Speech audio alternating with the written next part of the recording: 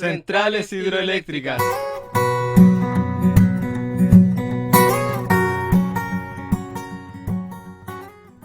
La energía hidráulica se obtiene de la caída del agua desde cierta altura, lo que provoca el movimiento de ruedas hidráulicas o turbinas.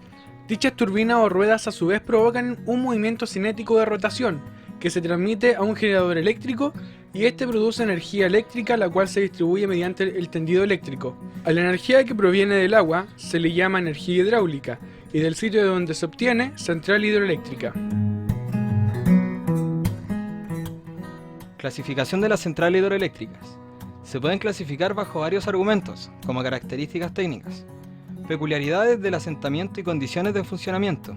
En primer lugar, hay que distinguir las que utilizan el agua según discurre normalmente por el cauce de un río, y aquellas otras a las que ésta llega, convenientemente regulada, desde un lago o pantano. Estas se denominan centrales de agua fluente, centrales de agua embalsada, centrales de regulación y centrales de bombeo, según la altura del salto de agua o del nivel existente. Centrales de alta presión, centrales de media presión y centrales de baja presión.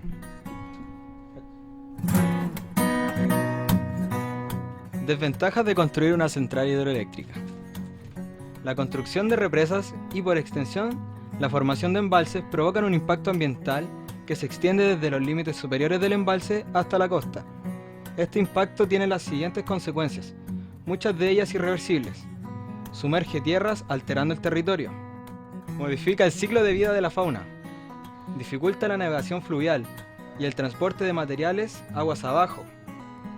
Disminuye el caudal de los ríos, modificando el nivel de las capas freáticas, la composición del agua embalsada y el microclima.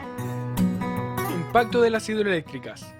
La destrucción que provocan las represas, así como los abusos a los derechos humanos y la corrupción a menudo asociados a su construcción, han motivado en todo el mundo un creciente movimiento ciudadano con el objetivo de poner la industria de las represas bajo control democrático.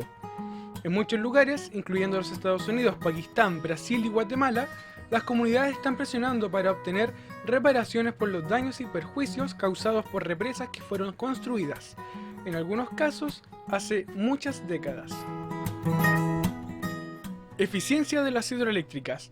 Las hidroeléctricas definen su eficiencia según el tipo de construcción en que fueron emplazadas, el volumen de agua que entra, el salto que es la altura de la caída hacia la turbina o vórtex, entre otras cualidades de la represa. En lo general son muy productivas ya que el flujo de agua es constante y solo se detienen al momento de la mantención o para producir embalse. Las grandes represas pueden llegar a generar 22.500 megawatts, como la ubicada en Yishang, llamada Las Tres Gargantas. Evolución de las hidroeléctricas.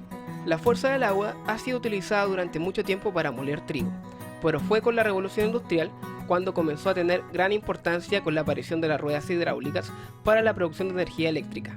El bajo caudal del verano y otoño, unido a los hielos del invierno, hacía necesaria la construcción de grandes presas de contención, por lo que las ruedas hidráulicas fueron sustituidas por máquinas de vapor.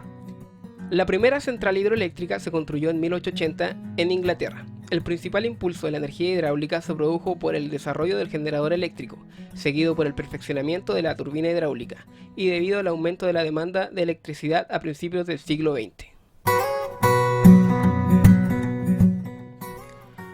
Cantidad de energía producida por las hidroeléctricas. La potencia de una central puede variar desde unos pocos megawatts, como en el caso de las mini centrales hidráulicas, hasta decenas de miles, como en el caso de la presa de Las Tres Gargantas en China, con una potencia de 22.500 megawatts.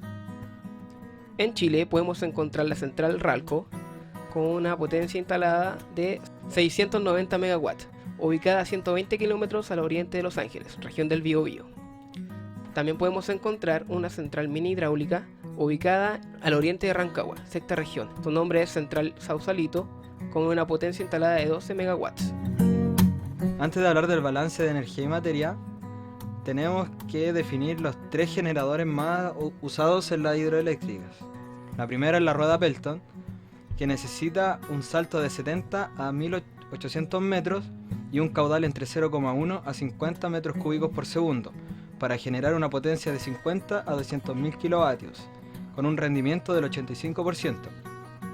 En segundo lugar está la turbina Francis con un salto de 18 a 520 metros, con un caudal de 0,2 a 700 metros cúbicos por segundo, generando una potencia de 50 a 750.000 kW, con un rendimiento del 90%.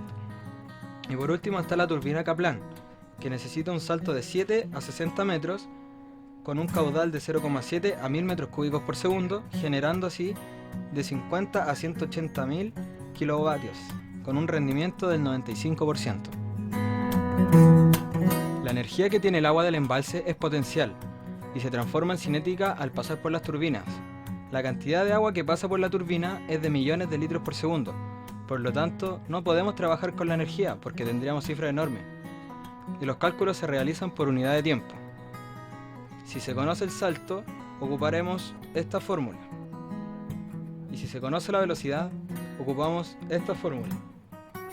La masa que pasa por unidad de tiempo es el caudal másico, en kilogramos por segundo, pero es más habitual medir el volumen de agua que pasa, que se llama caudal volumétrico o simplemente caudal, que está representado por la letra Q, y está en metros cúbicos por segundo, y que se relaciona con el caudal másico mediante la densidad, con lo cual nuestras ecuaciones quedarían de esta forma.